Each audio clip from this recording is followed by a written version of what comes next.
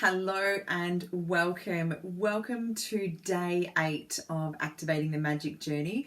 My name is Fiona Marie Ellis. I'm a coach, author, trainer and mentor, and have been helping people to release, reset and rebuild for over 10 years towards an aligned future.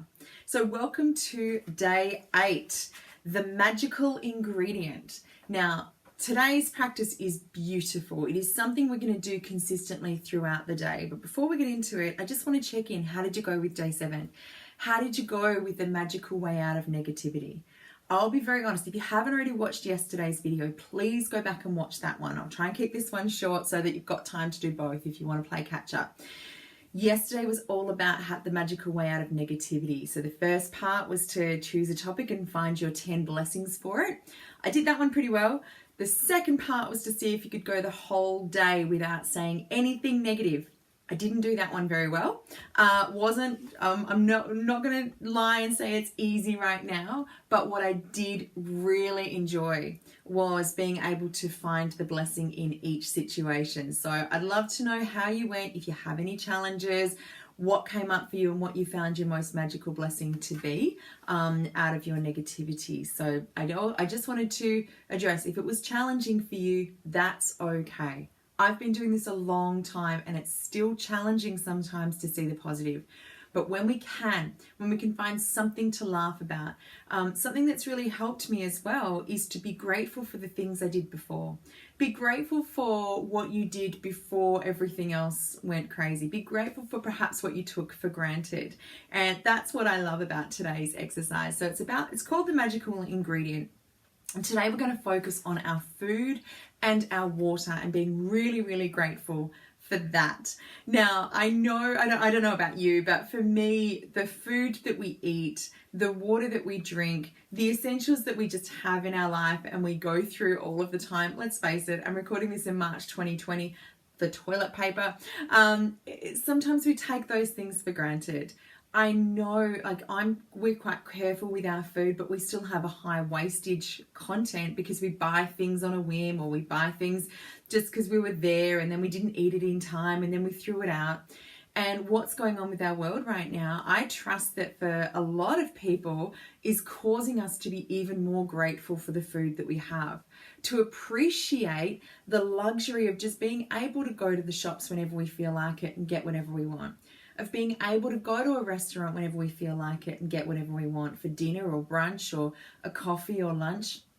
And so today's practice, I think it's a wonderful time to do it now. I think they all are. That's why we're doing the whole journey. But today's practice is going to be giving thanks for each of the items that we're going to ingest today. So before we eat or drink anything, we're going to give thanks for that thing. So we'll start with food. Food is, it's so vital to our life. And for some of us right now, we can't get the food that we're used to. Perhaps this is about you being even more grateful for the restaurants because you've realized how bad a cook you are. Or perhaps you're grateful for the opportunity to experiment with new recipes, to try new ingredients that you haven't done before, to learn how to preserve or learn how to, I saw on the news, he was learning how to make caramelized onions to keep for the week. So there are lots of things to be grateful for right now if you are looking for the opportunity and the adventure as part of it. But with our food, I grew up in a family where we said grace still. My great aunt always used to say grace. And that practice was about imbuing the food with the blessings. Now, I heard a great statement from Tony Robbins around the food that we eat, and it said, eat the food, not the guilt. And what he meant by that is when we're eating junk food, when we're eating something that we think is naughty or wrong, we often project a level of negativity into our food. And actually the energy of the negativity is what sticks to our body in the form of weight, or what makes us even more unhealthy. Because when we are eating anything or projecting into anything, all of the foods that we eat still have a component in them that is water.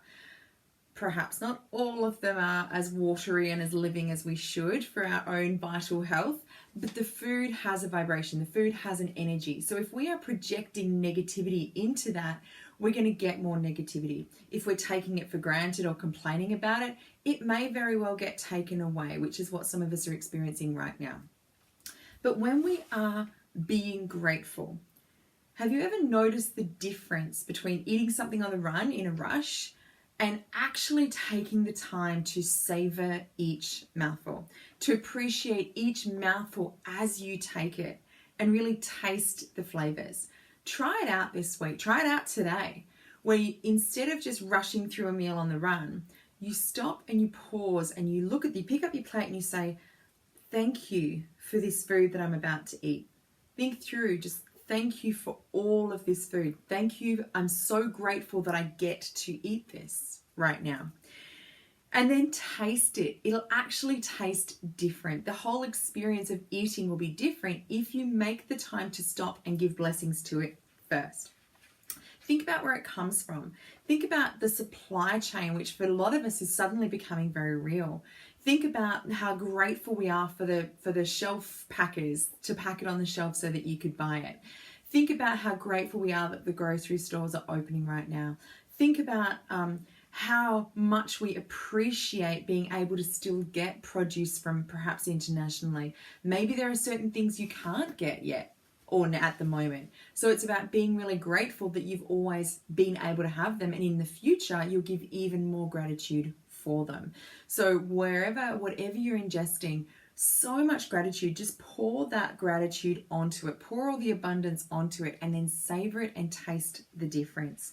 It is a gift. Especially if we're eating very natural foods that are full of water, because if there's a magic on this planet, it is contained within water. Now, with food, there's been a lot of studies on it, and we can actually go, some people have gone up to 40 days without any food at all, and they've been fine. I don't recommend it straight off the bat, but if you do get caught out, we can last quite a long time without food. Many of us have some stockpiles to kind of get rid of, so our bodies can last a while without food. Everybody's a little bit different, but water is essential. Water, we can't last more than a couple of days without water. We must have water. It makes up so much of our body. It is so vital to our body. And if you haven't yet checked it out, check out the experiment by Masuru Emoto. Google Japanese water experiment or Japanese rice water experiment.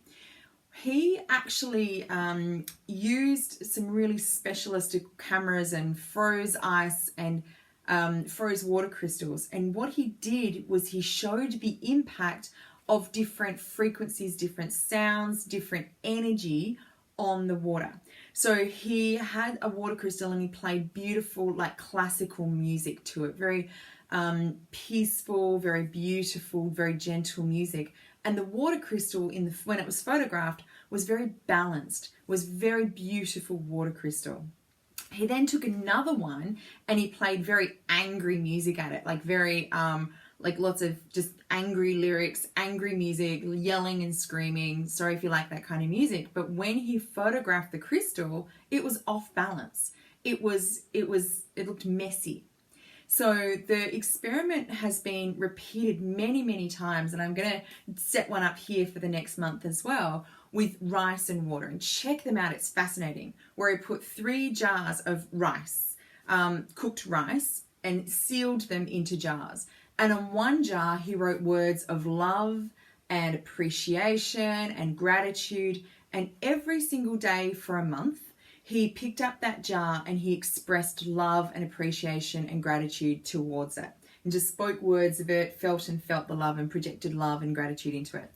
The second one, he left and did nothing with it. And the third one, he picked up and projected hatred and judgment and all of the negativity that he could possibly muster towards this rice.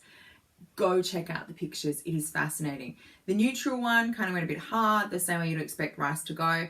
The positive one stayed healthy. It looked like good rice. It was really interesting. It didn't deteriorate much at all. The negative one grew a whole bunch of mold and it just went super toxic. So that is a really fascinating. Go and research that. If you're a bit doubtful about the impact of your music or the movies or the fear that's going on right now on your body, go and look up these experiments. And then that brings us back to the water that we drink. So as you are drinking your water or drinking your cup of tea today, or eating any food that's water rich, especially, that water is going to crystallize. It is going to take on the energy that you are projecting into it.